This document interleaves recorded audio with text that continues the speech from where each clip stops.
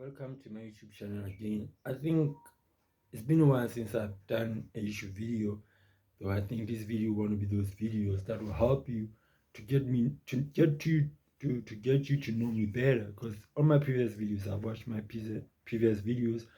I didn't even share myself with people so that you can know me better, so we can build a relationship, get where I'm coming from, what's the inspiration behind my video. So in this video, I'll allow you to get to know me, get to know more about my life, who I am, what inspired me to do these videos.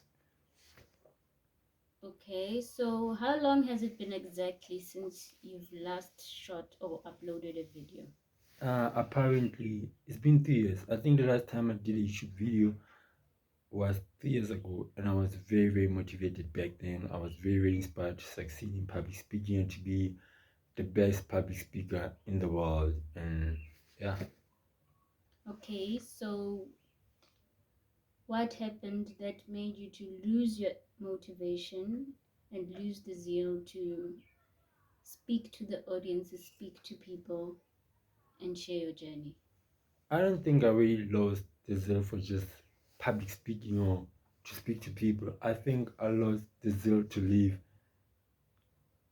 in general. I lost the zeal for life because in I think 2020 was the pandemic. It was good, but 2021 it wasn't a very good year for me, to be honest. Okay, so what makes you say that? What happened in 2021? Yeah, in the middle of 2021, a lot of things that unforeseen events happened because on the first week of July 2021, my friend got married. It really hit me hard. It caught me off guard. I wasn't expecting that because I was just recently speaking to him. The next thing on Sunday, it was Saturday, I was speaking with him on Thursday, saying that I'll meet him next week. Then on Sunday, I get the bad news that he got married. It really caught me off guard and it really messed me up. And when I was mourning my friend, losing a friend, last week of July, my mom passed away due to COVID-19. Like, I got derailed. I was out. I was out. I really lost it. I really lost it. Mm, and how did you get back to where you are currently now? It seems to be that July seems to be a very potent or important month for you. It's July that you're now making this video. So, July 2023, what happened that brought you back to this point where we now see you again? I would say is that I think I would say that a recent incident that happened where I got in a fight and lost the tip of my finger, still recovering. I'm sorry to show you that. Which, if you find it disgusting, I'm very, very sorry to show you that. But I just want to show people that after a recent fight and losing the tip of my finger, I was in the hospital for about 5 days. It got me thinking, like, what if I died in that fight? What if I lost my life in that fight? And it got me thinking, but why am I risking my life like this? What's the purpose? Why am I still here? Then I thought, what if I'm gonna have a long life? And how long will I give up on myself, on my career? How will I appear? Like, what example am I setting for my little brother? Am I a good husband to my wife? I had time to think when I was in the hospital, and I told myself again, if God is gonna give me another chance, I'm going to, I'm going to use it. I'm sorry, I'm going to use it. I'm going to use it. And the reason that I'm doing, I'm doing this video in July is that I realized that we all, this is not another form of me recovering, healing from the losses, the trauma that I went through over the past 2 years after losing my friend and my mom. And I think now I'm recovering from that. It's a slow process. Recovery is not an overnight process. I think people think that recovering or healing emotionally, mentally or spiritually, it's an overnight process. Even if healing physically is not an overnight process, it takes time. I think I've taken the time to work on myself, even though it wasn't easy. It wasn't easy. I went through a harder journey, especially the past 2 years of recovery. Mm-hmm. So, in your recovery, do you think you have learned a lot in terms of speaking to people and how you relate to people? Yeah, to be honest, I think I learned a lot. What I've realized about laws, especially tragedy, it can change a person. I was a very, very arrogant person. But ever since for the past 2 years, I learned to live with people. And another thing that I've learned to relate with people is not that I'm no longer doing this public speaking just for the money. I'm no longer doing this public speaking thing for just for the money. Now I'm really doing it to heal people, to connect with people, to touch people. At first, I was just doing it to be famous and doing it for the money. But now that I went through pain, I'm doing it to heal people. I'm doing to heal people. That I'm sharing my story of life with people so they can understand where I come from and what's inspiring me now to do these videos. And I believe if I can recover and other people who have experienced a lot of traumas can recover too, whether it's emotional, psychological, or spiritual, whether you lost a loved one, a business, money, it could be anything. Happen to be in an accident. I'm saying to you, you can recover emotionally and psychologically and spiritually. We really sense the passion and the deep sense of, I don't know, I guess, relation to your audience. It's no longer just fans, it's people you relate with. You seem to be more human now on your return. Yes, because when you're going through a lot, because especially after losing my best friend and my mom, is that I had to live with people now. I had to connect with people because my mom and my friend, those were the closest people to me. I wasn't very social compared to now. I was doing YouTube videos, but I wasn't very, very social as to I am now. Now I got to meet people. Going out there, I had to get out of my shell so I can go out there and actually get to people, hear their stories. I was very, very touched. I started understanding why certain people abuse substance.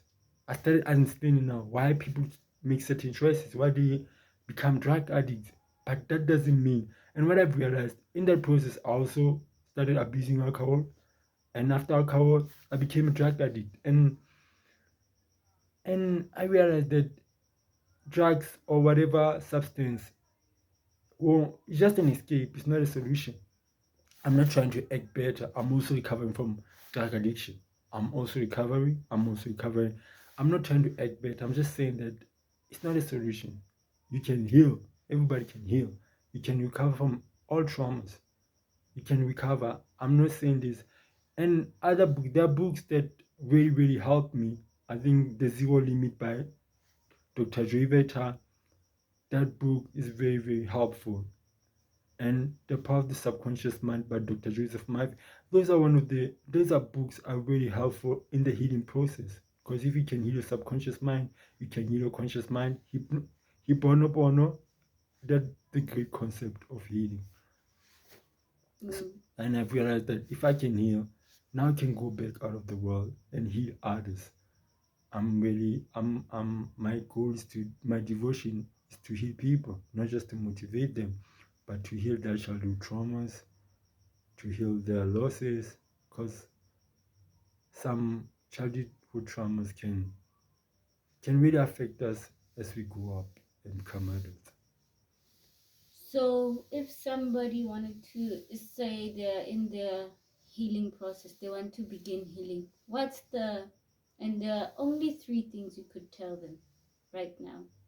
What would be those three things for them to do or implement to start the healing process? The first thing I'll say for me is that you should become aware that you have a problem. It could be a drug problem, it could be any form of addiction, it could be depression. You just have to realize that you have it. Mm, And the second thing, you should seek help. Communicate with people. Like tell people there are social workers, there are people who have recovered from whatever you're going through, addictions. Talk to them, seek help. And the third thing, allow the help. I think that's a very important part because seeking help is one thing, but allowing it is a totally different matter. And again, you spoke about addictions and so on. I think there's the usual that we see as sort of bad crutches like alcohol, drugs, and all that. But what do you say to things that sort of like socially accepted uh, detrimental habits like isolation, food addiction, and those kinds of things? But like if since you've raised that point, also realize people some people are also addicted to pain. Mm, They're just addicted to emotional pain. Even if they get help to heal, they would reject it. And having unhealthy eating habits is bad too. It's mm, bad, very, very bad. We should also consider our health. That's why I said healing is not just physical, emotional. You can heal emotionally, but what about physical? Being mm, unhealthy, it's another. It might be socially accepted, but it's bad.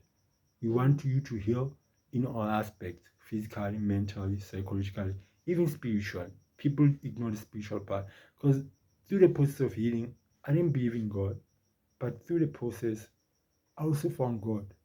mm, I feel like sometimes there are things which are above us that we cannot understand.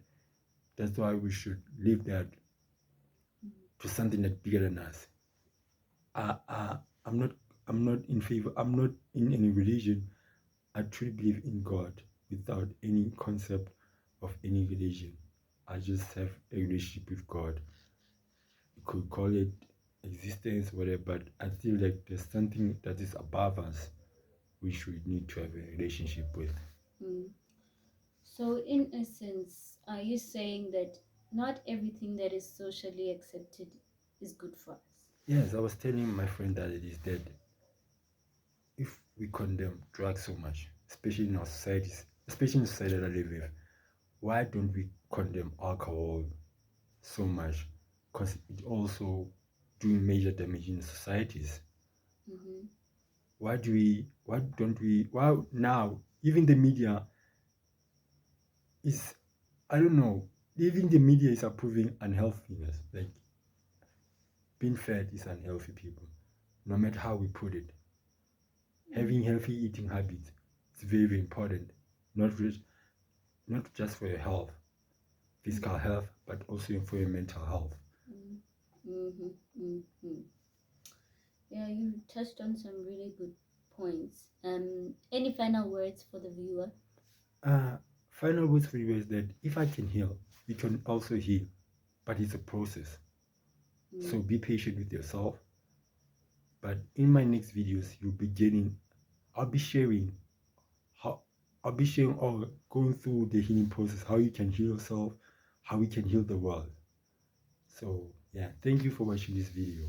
and in your next videos, can we expect you to share more about your own healing journey? Yeah, in my next videos, I'll be sharing mostly about the process, my drug addiction process, my alcohol addiction process. There's a lot to share about. I'll talk about how I managed to overcome my anger, depression, those things, how I'm working on overcoming or even healing from my drug addiction, anger, depression, healing your drug addiction, alcohol abuse, overcoming your unhealthy eating habits, those kind of things. I'll be addressing them a lot on my next videos. On this video, I just wanted people to get to know who I am and where I come from and what's the inspiration, why I want to do what I do, why do I want to heal the world, why do I want to motivate those that I feel unmotivated, why I want people to, if you lost ambition, I want you to be ambitious again because I do believe in you. I do wish the best for you all. Thank you for taking us on your journey. Thank you very much. Thank you for watching the video.